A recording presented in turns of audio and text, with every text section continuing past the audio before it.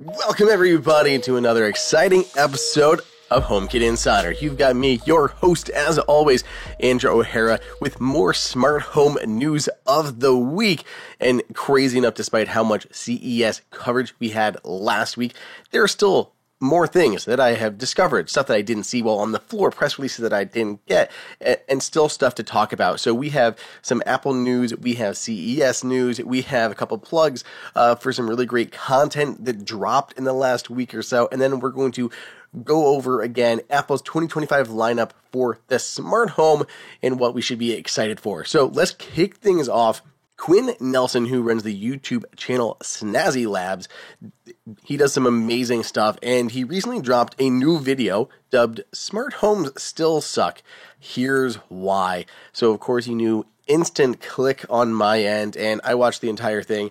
And if you want, I recommend you do too. It is a great explainer of what we kind of talk about on the show every week, like some of these frustration and pain points, and he breaks it down in a very easy way that's shareable and can really kind of explain the smart home and the problems that we're in from start to finish, from what is Matter versus Thread, because they're not the same, Matter adoption issues, and so on. So it's really, really interesting.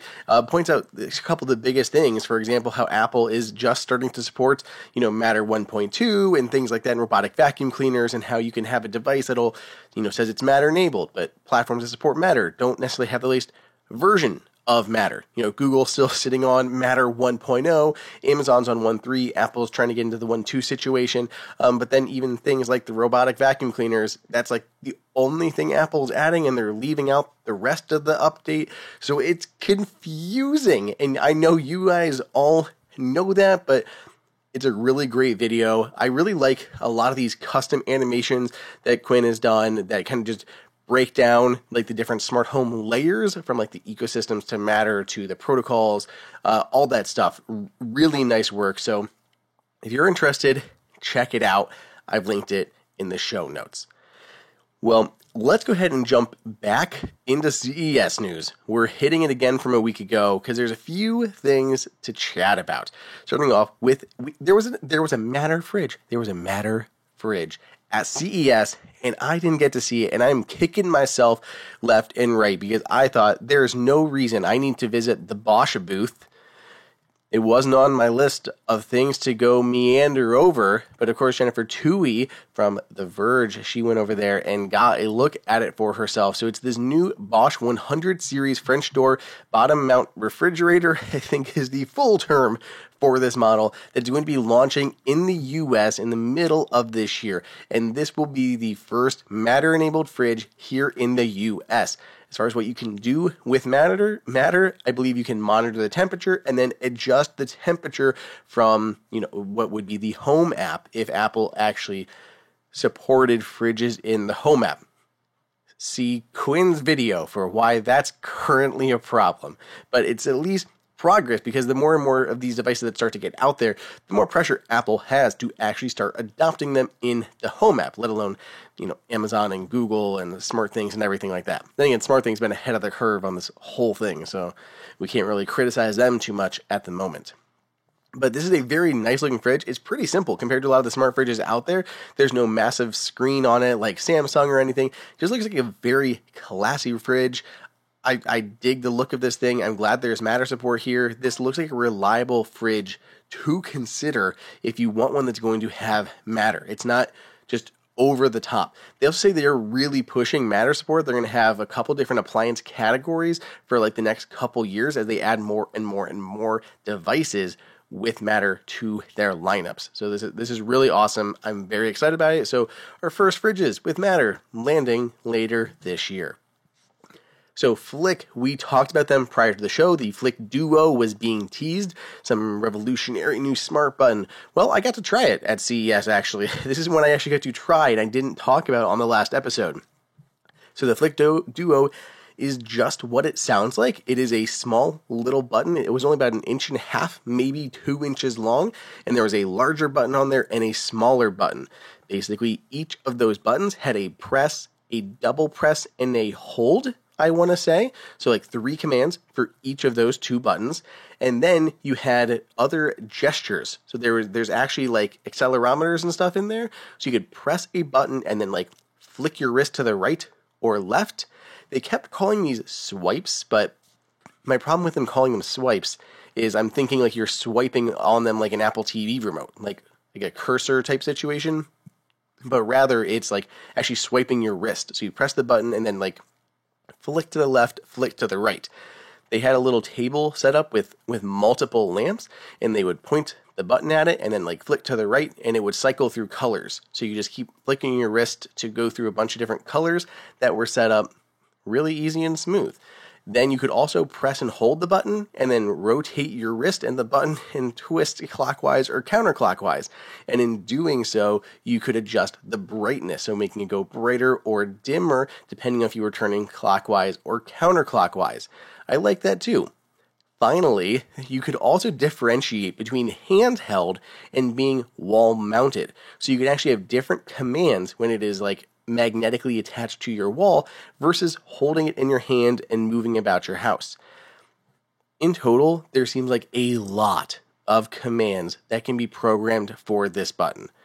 Frankly, too many possibly.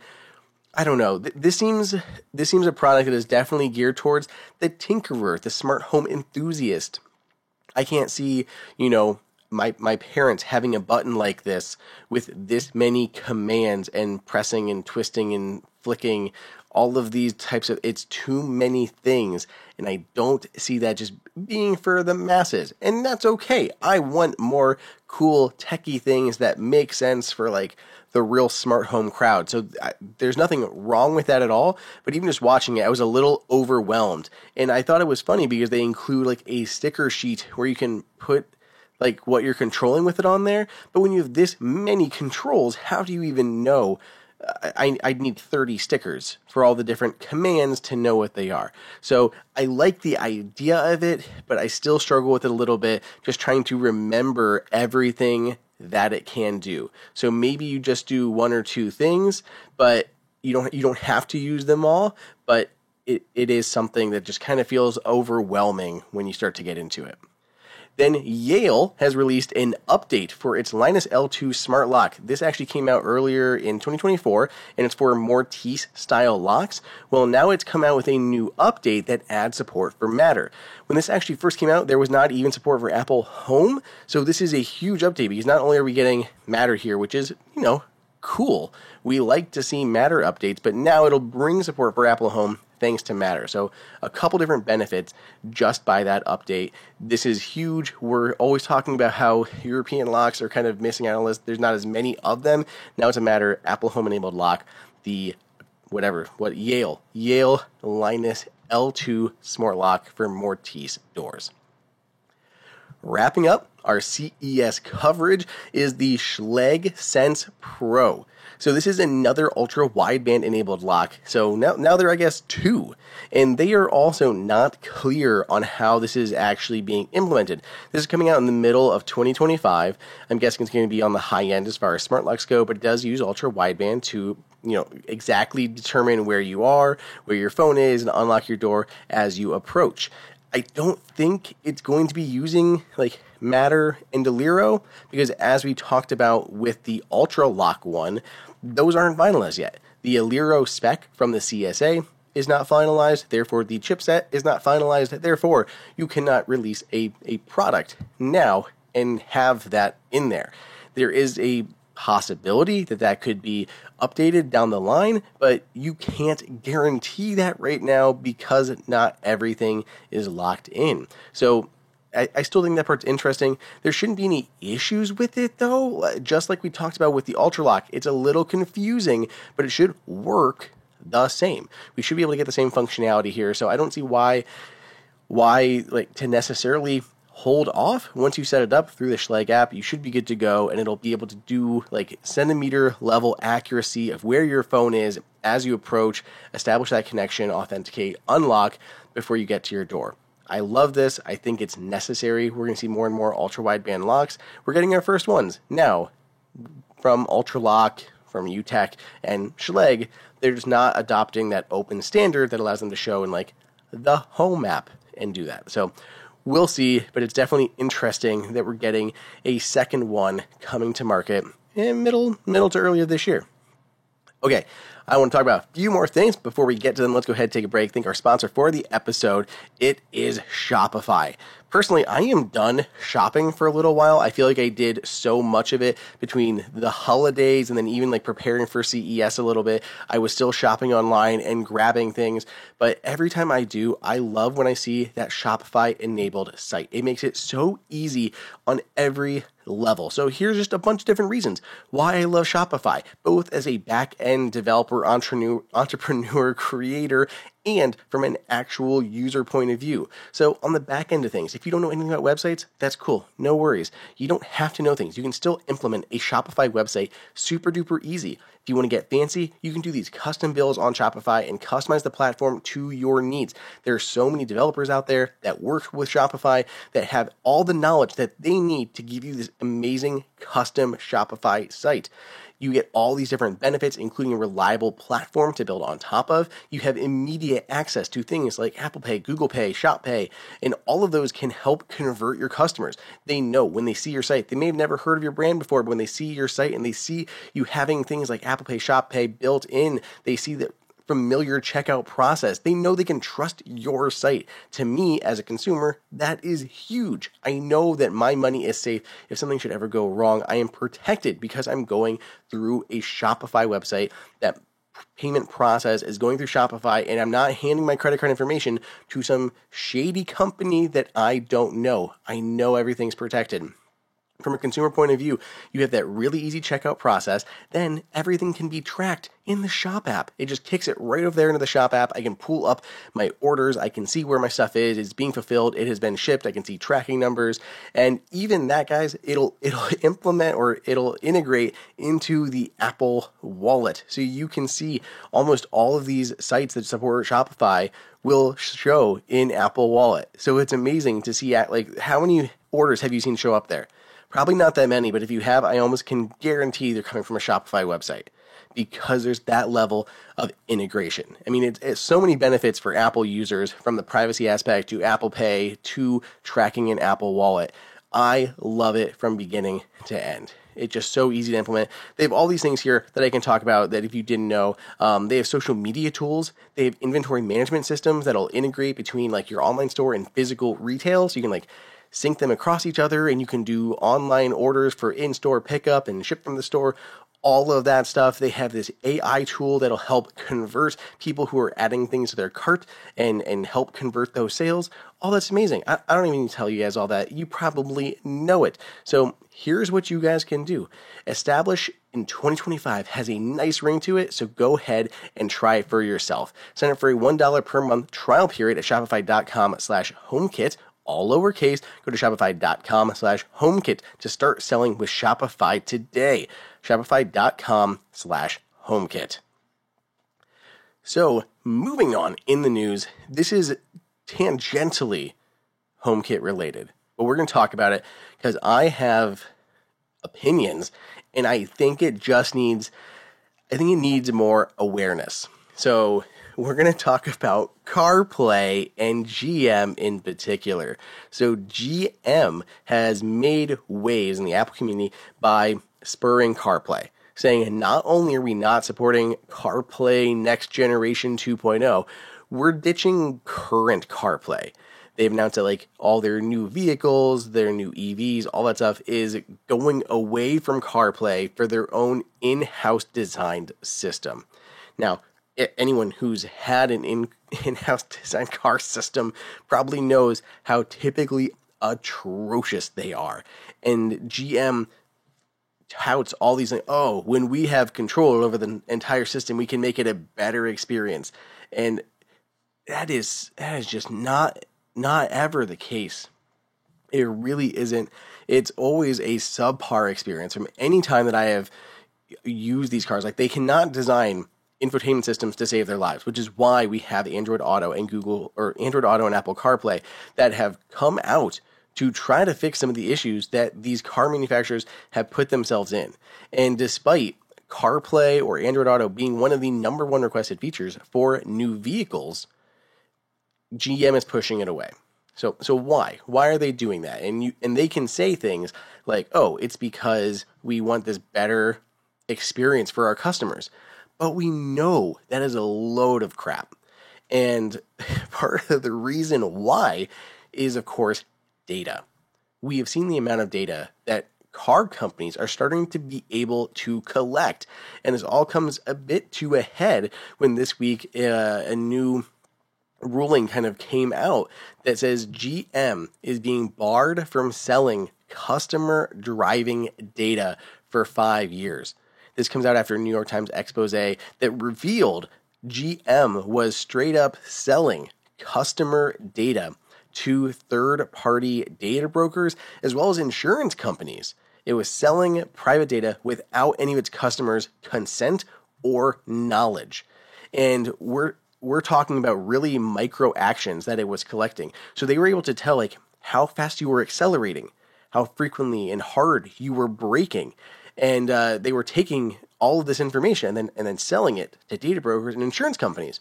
Why would an insurance company need to know that? Well, because they wanted to raise your rates. So they were actually seeing customers' insurance rates go up because GM was secretly ratting on them to their insurance companies and through the data brokers. And that's not even the scariest. Imagine what other data that GM would be able to collect. I mean, if they have that access to that full entertainment system in your car and you can't go through something like CarPlay, they can see where you're driving to. They can know when you're home, when you're at work. They know what restaurants you're going to, what stores you shop at, where you like to eat, all of these things. They would be able to tell.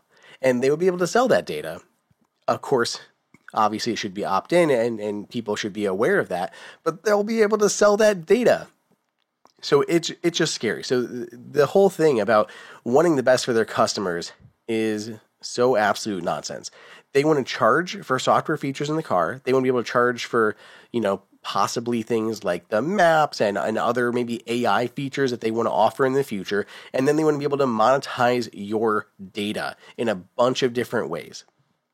We'll see how all this actually plays out. But to me, it's scary and it's terrible. And I for sure am not going to purchase another GM vehicle ever because of stuff like this, let alone the fact that they were selling that data. And the fact that they're just, again, so I'm repeating myself, but they're pushing away CarPlay to go for their own stuff. And they've already gotten caught selling your data without your permission. And I'm not expecting them to all of a sudden change and become altruistic here in the future. It's clear what they want. They want you, they want to sell you and everything they can get about you. And I think it's awful. So I hope no one else buys a GM vehicle. There's a lot of other great options out there that maybe don't want to do such shady stuff. There's still other shady car dealers for sure. And we can put the alleged spin on all this stuff, but I don't know. It doesn't make me happy or feel safe to buy a GM vehicle in any way. Well, let's round out this episode talking about Apple's 2025 lineup and possibly into 2026. We talked about a lot of these things throughout the year last year, and now that we're actually in the new year, when are we going to start to see some of this stuff materialize? Apple's smart home plans, 2025, the year of the smart home. I'm going to keep calling it that. But things are going to start off here early in the year, possibly as early as March or February. I'm actually leaning a little bit towards February at this point with the release of iOS 18.3. So we already got the third developer beta of iOS 18.3 last week. This update will be including support for robotic vacuum cleaners, a big new addition that we have been waiting for. We also got a few other changes in this update, including Apple removing the Apple News summaries that are created by Apple Intelligence. The reason why is we had some very unfortunate headlines come from Apple Intelligence summaries, and people wanted them better, so now Apple added like a warning inside of settings saying, hey, FYI, these are in beta, they may be inaccurate, all that kind of stuff. They also had to, they reined them in, so they disabled them for certain apps. They will be bringing them back in the future. So this is all temporary, but it looks like at least by release, like the release of 18.3, Apple News summaries with AI will be disabled. Big feature though for smart home users is robotic vacuum cleaners. To reiterate how these are going to work.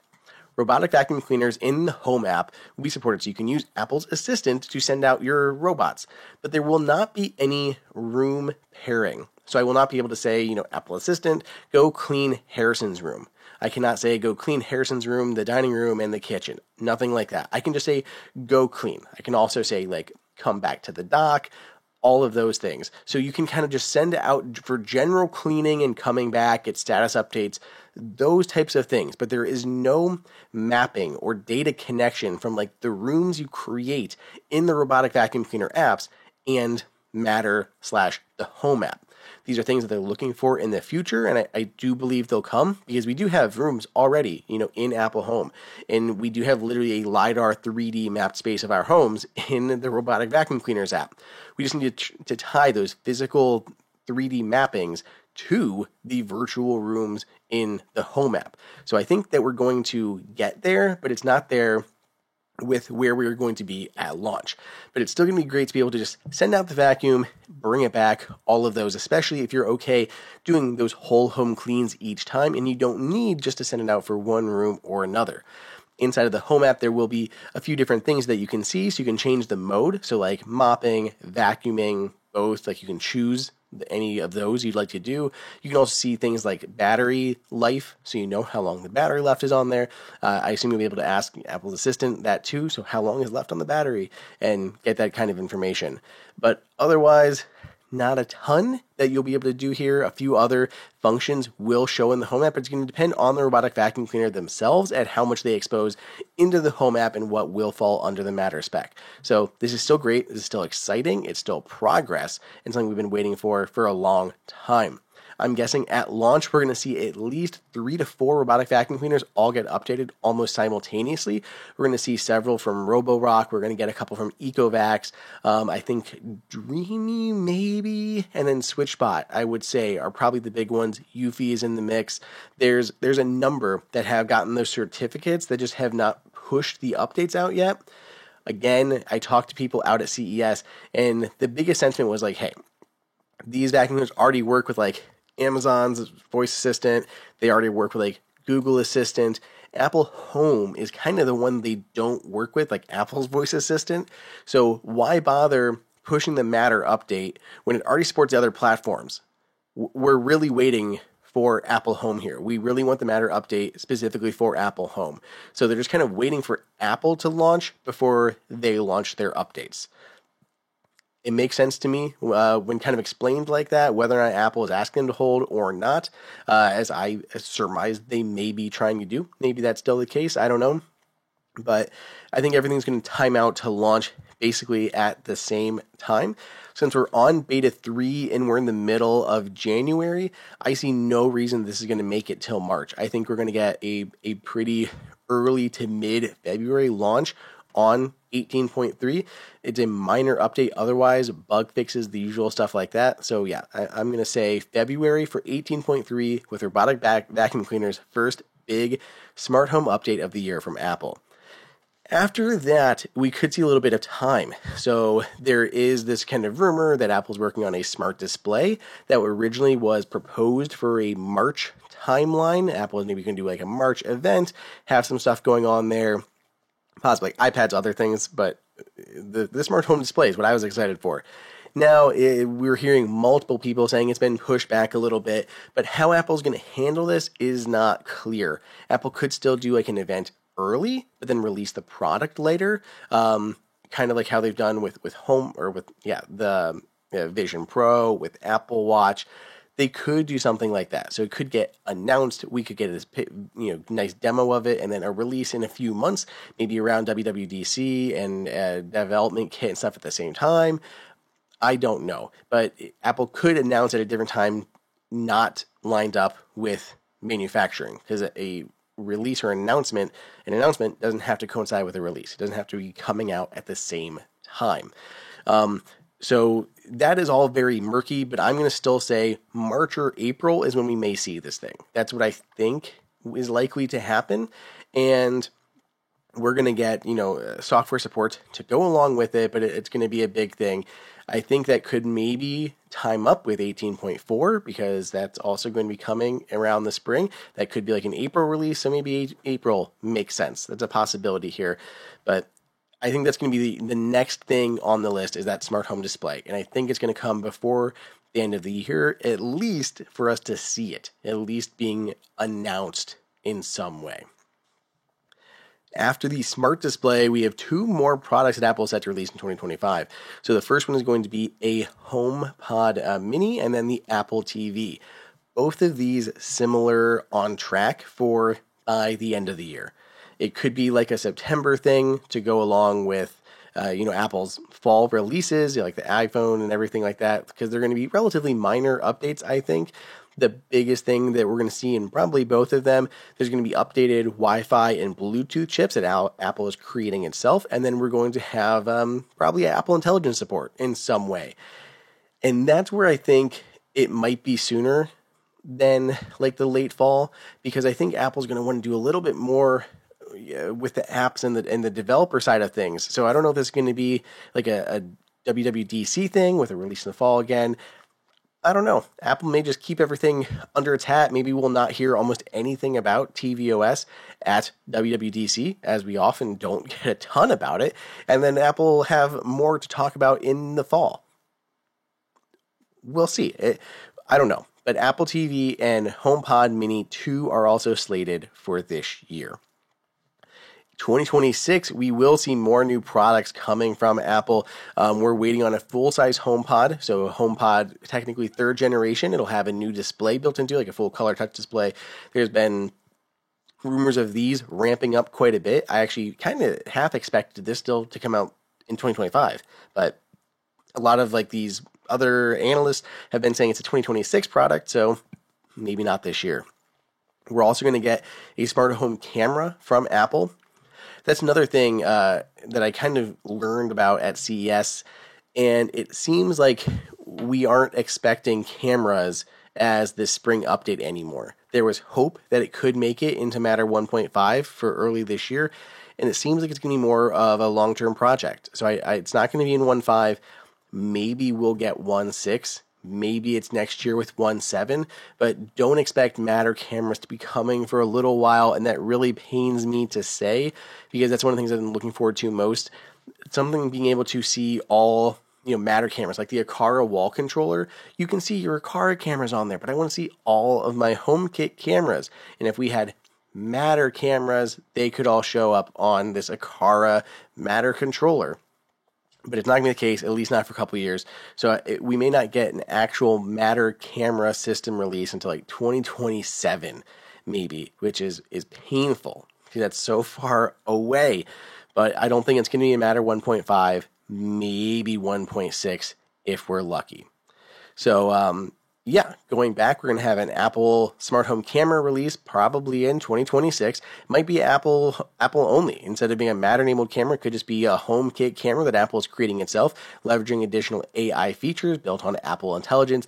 Probably going to be a whole lot better than it is right now at identifying objects, people, packages, stuff like that. And you're going to see that built into like the new versions of the Apple TV that are going to be doing the heavy lifting on that AI processing. Why it partially makes sense to upgrade those processors in there. People are like, oh, you don't really need that much for streaming TV.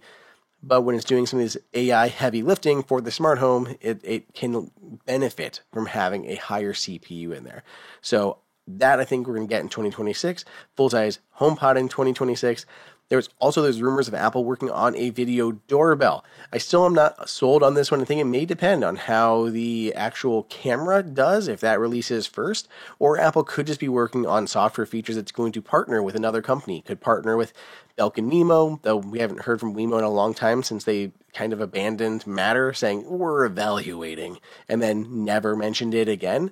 It could be Logitech, because Apple has done a lot with Logitech with like the Circle View video doorbell. Could be even something like Level. Apple also partnered with them. HomeKey integration, Matter, everything is great there. So maybe they will create their first video doorbell, partner with Apple, and can have it automatically unlock with this like Face ID type solution. And again, using like AI and Apple's back-end stuff. So maybe it'll partner with a third-party company to develop it first and launch inside of that company, and then it could also make it available to anyone else who wants to use it. So we could see like Aqara doorbells using it, blah, blah, blah, but it'll have like maybe a launch product that they will be kind of like an official partner, and then more from there. We'll see, but I think it is definitely something that will still be coming. So man, it's still been a little bit of a quiet week, but also I definitely felt trashed again. I really got hit Tuesday night, I want to say. I had a massive fever, over 100. I could not sleep at all. I had the sweats, like could not sleep, rolling around. I was hot, I was cold, woke up the next day just completely exhausted from no sleep, and then just kind of still hitting me from CES of like the exhaustion of working all week, and then it was just really, got sick. But fortunately, it was a super quick sick. Literally only took like 24 hours and I was back 100% again, ready to go. So covering things, Apple Vision Pro, Apple Watch Compare, all those things have been going up on the regular YouTube channel. Dealing with TikTok ban situations, whether that's up, down, in between, changing constantly for a short-term video. So it's been a different week, just trying to catch up on all the CES news and work, being sick. Son had an ear infection, so Harrison was at the doctor's office dealing with him and everything. So it's been crazy, but I'm happy to be here chatting with you guys on the smart home stuff. I really am excited for some of the stuff from CES to actually start launching, be able to test things like the Flick buttons and some robotic vacuum cleaners, especially with the Matter support coming. There's going to be some really fun things coming. If you guys have any questions, if you guys have any other things you want to talk about on the show, let me know. Hit me up. You can find me all the usual places. Andrew@appleinsider.com is the email. You can also find me on Twitter at Andrew_OSU. You can also find me on Blue Sky. I'm hanging out there too. You can also just write on the comments of the YouTube channel. So if you want to watch the video version of this, see my pretty smiling face staring back at you. It's youtube.com/HomeKitInsider. You can view it there and leave any questions, and I'll answer them on the next episode of the podcast. Otherwise, stay tuned. There's a lot more stuff coming. Give this podcast 5, 10, 100 star rating on your podcast player of choice, and I'll talk to you guys next time.